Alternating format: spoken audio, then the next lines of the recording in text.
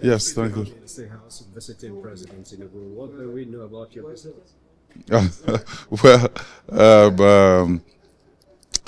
the president is the president of Nigeria, not the president of APC, and we're talking about governance here. So I came to um, uh, discuss with the president on some governance issues, basically.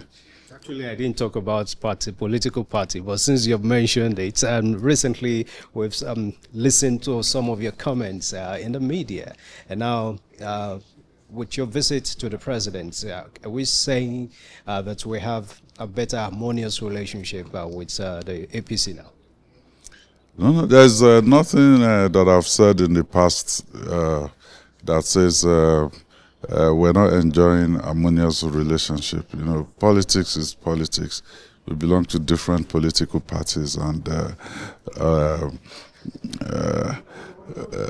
but Nigeria is a project that, you know, all Nigerians must be concerned about.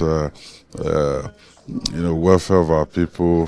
What are the governance issues? This issue of insecurity, poverty alleviation. I mean, there are things that has no coloration of a party. As leaders, you know, whether president or governor of a state, those are things that we have to work together, consult with one another, and ensure that we can make life one shade better for our people. Sure, Your Excellency. But recently, some of your colleagues in the PDP have moved on to the other party, which is APC. Mm-hmm. Are you considering this at all?